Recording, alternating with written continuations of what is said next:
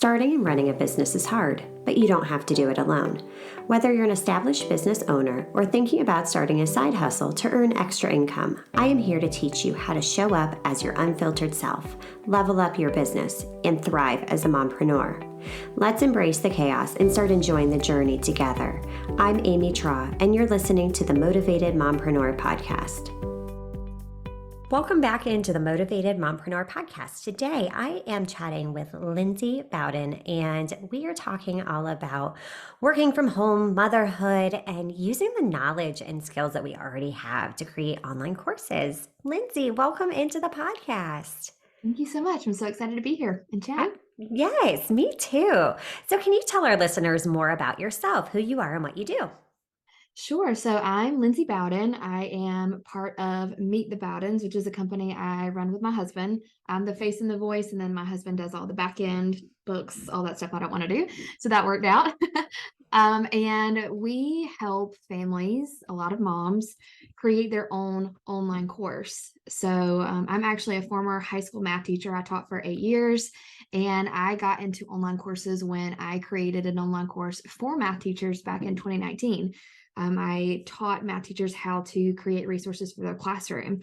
And from that one course, I was able to quit my teaching job, retire my husband from his corporate accounting job. And now we both work from home. We hang out with our 3-year-old, and it's awesome. That is awesome. Now, how scary was that for you when you kind of hit that pivot point in life? Like, okay, like this is going to happen. Like, I really enjoy doing this. Like, how did you navigate that? Yeah, it didn't all happen at once. I definitely was taking it, one day at a time. I didn't realize when I quit my teaching job that I wouldn't be going back. My goal was to stay home for 1 year with my baby because I was pregnant at the time when I left the classroom. And after my first big launch, I had a 5-figure launch, and I really thought to myself, okay, I think that I can make this a full-time career. So it really didn't feel real until my husband quit his job, and I'm like, wow, is this really our life now? I didn't realize all this was possible from an online course. So sometimes it still doesn't feel real, to be honest. Oh my gosh, absolutely. So, as moms, we really possess a lot of skills and knowledge already within us that a lot of times we don't even realize the potential that we have. So, what have you found has helped you as a mom and a course creator? How does that work together? Yeah, so you are exactly right. I mean, I feel like pretty much anyone has some type of topic that they could create a course about. And because, especially as moms, we do have so many life experiences, so much knowledge. I actually see a lot of moms creating courses for other moms. Maybe, helping a baby sleep through the night or navigating the terrible 2s and 3s, which I'm dealing with right now. Picky eaters. I mean, there's so many things that we already do on a daily basis that we could help others with. And as far as, kind of being a work from home mama, I really feel like my job gives me a lot of freedom to put my family first, which is what I wanted in the first place. And I think that's what so many of us are striving for. It's just that flexibility and freedom that Yes. being a business owner provides for us. And it's not that it's you wake up one day and you're a bajillionaire. It Yeah. takes a lot of hard work. So Yeah, for how sure. do you manage the juggle of being a mom, working from home? How do you navigate day-to-day life? Yeah, I really I've struggled with this actually, and I got it wrong for a long time. When I first started, I was working a ton. I always hear people say, I quit my 9 to 5 so I could work 24/7, and that's what I was doing. I was working every single nap time. I was getting up before my daughter got up. I was staying up way past my bedtime, way after she went to bed. And, I was probably doing all the things when I should have just been doing a few things that were going to move my business forward. So now I feel like I do have a good balance where I schedule my business around my family. So if my daughter has something at preschool, or, she wants to go to the park, or, whatever comes up with family life, I put that first, and then I fit in my business around that. And that has really made a huge difference. It really makes me feel like I finally achieved what I wanted to have all along, which is more family time, more freedom, like you were saying. Exactly, exactly. And I think that's something we all struggle with Yes. as business owners when we're first starting. So I appreciate you sharing that with us and your vulnerability because it's something I struggled with too. Yeah. And I went from such a structured job to all of a sudden, like, all right, now what? And yeah, if you're not intentional about it, you will work 24/7. So For sure. knowing that and really, like you said, designing it around your life and being intentional about it and just not wasting time on those trivial little things that you don't need to be doing. A lot of times we actually put off what we should be doing that would move the needle forward. Yep. At least, I mean, I did when I first started. Yes, totally, totally. Maybe, Yeah, like spend an hour playing around on Canva making an Instagram graphic when I right. should be, emailing my list or doing something a lot more productive. So absolutely. Exactly. So for the moms out there that are like, okay, this online course thing sounds kind of intriguing. I have an idea. Where do you advise that they start when they have this core idea? What's next? Yeah, so if you already have an idea, first of all, you want to make sure that it's going to be profitable for you. And you want to make sure that whatever result you're going to give your customers is a transformation. It's measurable. Because sometimes I hear not just moms, but any kind of newbie course creator, they'll say, all right, I want to help someone feel more confident, or I want to help someone feel good in their own skin. And what does that really mean? So, if you have a really good idea, make sure you refine it so that you're giving someone a transformation that is measurable. And then from there, the best next step is to start an email list because that is how you build your future list of customers.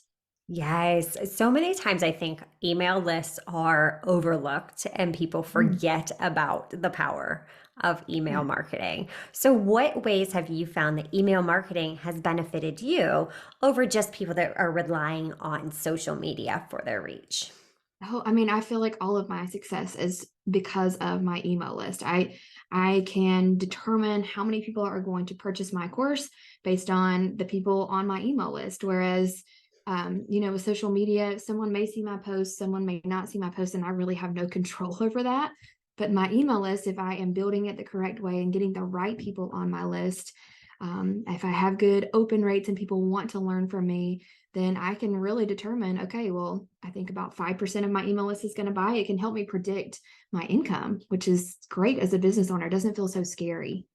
Exactly, because I think that's something we all struggle with is like, okay, well, how can I control who's going to buy when? But with Yeah. that, you can actually see that data and those analytics. And it's really interesting too when you start to dive into it and find out like, oh, okay, this many people are actually opening it.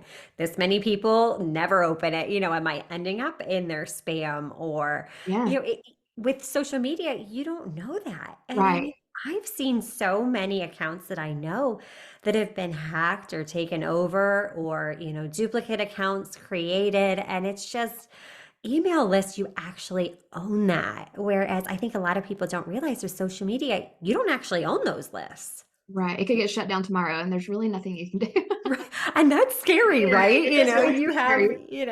all these thousands of followers, yet, even the organic reach on social media is pretty darn low unless, you're paying to play with those ads. And Right. even then, how do you really know? Right. So I Right. am a huge advocate as well for email marketing.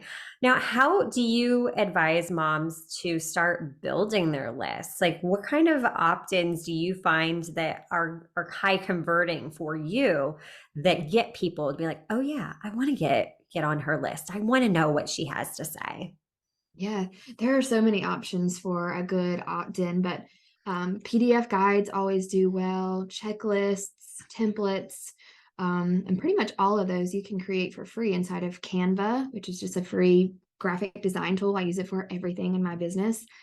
And to really know what topic to create your lead magnet on, I recommend doing market research. I love Facebook groups. Moms' Facebook groups are amazing for market research. You can get in there and search different questions like what is or I need help with and kind of see what the results are and then create a lead magnet that answers that question so you know it's something that people want.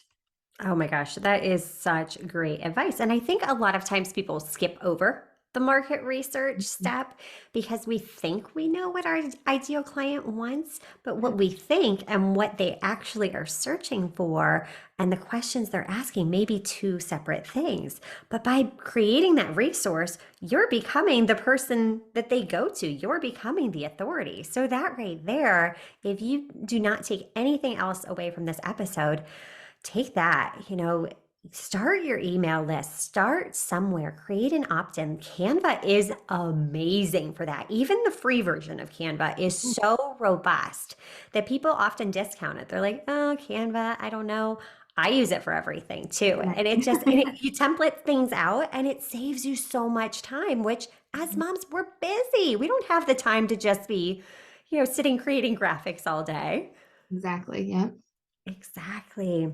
So once the email list gets built, what would be the next step in launching a course or Yeah. create? So normally I tell my customers, my students in my course to create an outline and really think about where their customer is now and where they want them to be after the course, and then fill in the steps. And then once they get their outline created, create 1 or 2 modules and then beta launch it. So you're not creating the whole course. You're not, spending a ton of time. You're just kind of putting feelers out there, see if people purchase the beta launch.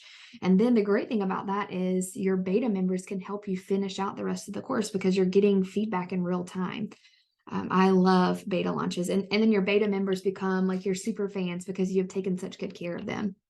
Exactly. Oh my gosh, I love that. And I think that's a very foreign concept for a lot of people listening right now, that you're not creating the whole course Mm. before you sell it. You're just creating those first 1 or 2 modules and then doing a beta launch.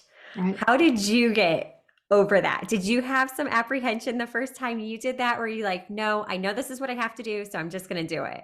Oh, absolutely. With my first course, actually, I did not do a beta launch. So it worked out. And I luckily, because I was a teacher and I was kind of dealing with the same problems that my customer was dealing with, it did work out. But with my new course where my new program where I help people create courses, I definitely did a beta launch. And it was a little scary. You know, I was like, what if I get sick or I'm not able to finish the course? But it worked out as long as you give yourself plenty of time and tell your members, this is going to be done in like a month, not tomorrow. Give them a good timeline for when things are going to be done, then it really worked out. And your beta members will understand when things come up. Right, exactly. And it's just taking that messy action and just taking the initiative, because once everything is there after you've gone through beta, you can identify, okay, where are the gaps existing? You get Yes. that feedback, you get those testimonials. Yes. And that right there makes everything else, it makes your next launch even easier. But I remember the first time I ever launched an online course, I'm like, what do you mean I don't create it before I sell it? I'm like, are you sure? Because I'm a very type A planner. But what you're describing is absolute truth. So I can't preach that enough. It is scary, but it does work very well. It really does. Oh my goodness. Lindsay, this has been a fabulous conversation, and you have taught us so much about online courses. Where can we learn more? Yeah, so I am on Instagram at meet.the.bowdens. We Mhm. also have a free list of profitable online course ideas that has over 100 ideas. And you can grab that at meetthebowdens.com/list. Awesome. Oh my gosh. Thank you so much, Lindsay. And be sure to check the show notes for the link to that freebie. So, Lindsay, thank you again for taking time out of your busy schedule to share your value with our listeners. Thanks, Amy. This was fun. Absolutely. And until next time, mamas, stop dreaming and start taking messy action. You've got this. Are you loving what you're hearing? Do us a favor and hit that subscribe button so you don't miss an episode.